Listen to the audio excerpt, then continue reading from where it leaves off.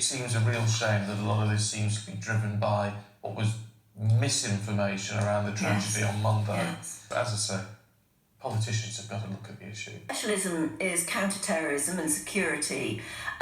Is there not something more we could be doing, or are they doing it now, to head off the sort of social media campaign that seems to lead to so many troublemakers appearing at what could be and should be legal protests?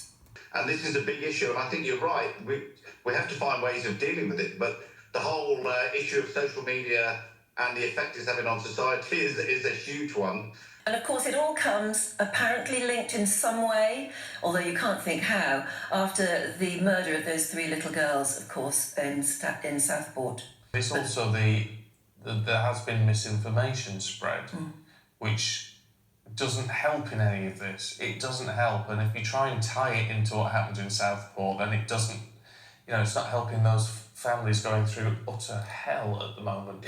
It is fascinating when you talk about even things like WhatsApp and Telegram, because actually in terms of, so we call it social media, but actually in the Arab Spring, it was BlackBerry Messenger. Yes, that takes you back, doesn't it? Which was the thing. But it was the first time we'd ever witnessed that these calls to arms, as it were, could spread like wildfire. But how do you stop it, and how do you stop people communicating? Well, do you? That's not. It's a right and a liberty, isn't it, to communicate? But you've got to.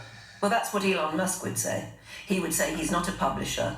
He doesn't want to censor the ability of people to communicate.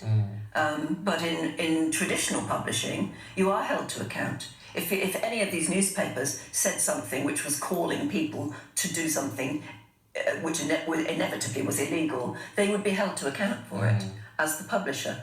Elon Musk maintains he's not a publisher. Yeah, but it's also there has been misinformation spread, which doesn't help in any of this. It doesn't help, and if you try and tie it into what happened in Southport, then it doesn't, it's not helping those families going through utter hell at the moment. But if they can't do it now at the start of a term with a huge parliamentary majority, so they've got a massive remit, they've got an absolute fantastic remit to be able to say, right, we're going to deal with not only the trouble, which does have to be dealt with straight away, and you can't be going around rioting, obviously, but you've also got this huge political remit to say, right, we are going to sort all the rest of it out. With no money.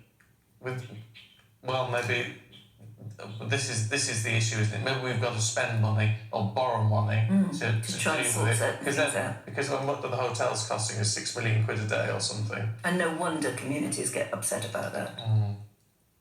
I mean, it's hugely difficult. There's no easy answer to it. We're just voicing ideas. We're not politicians. Thank heavens. Yes.